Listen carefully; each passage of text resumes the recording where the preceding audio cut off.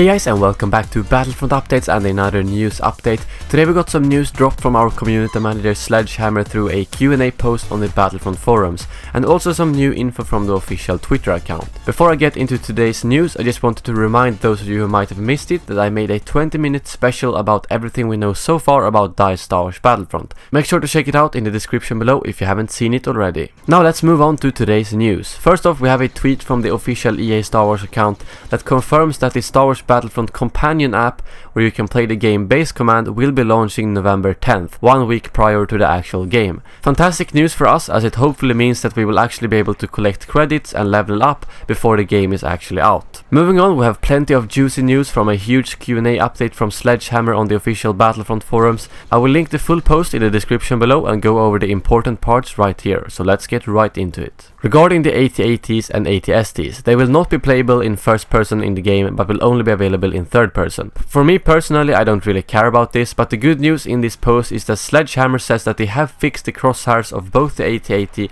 and the AT-ST from the beta, which I'm extremely glad to hear, as it was very frustrating when you use the AT-AT sometimes and the shots just were completely off, to be honest. Another big issue in the beta was the spawns for the rebels, and those have apparently also been fixed, which was kind of an obvious change, of course. They have however not removed the ability for the Empire to enter the rebel turrets, which some people had suggested. Here's a very interesting question and answer. Hallower asks, are there plans or at least hopes to eventually include beasts in a mode?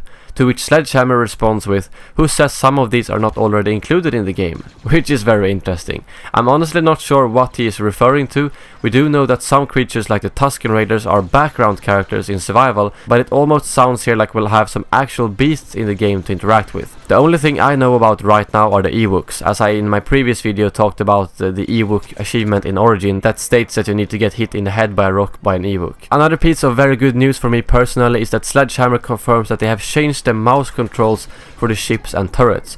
You no longer need to aggressively pick up your mouse to turn, which is a huge relief to me, because it was a freaking pain in the beta whenever you had to turn around, especially for me who play with relatively low sensitivity. We also got some news regarding droid run. Apparently the gonk droids that needs to be captured are always visible on the map and on your HUD.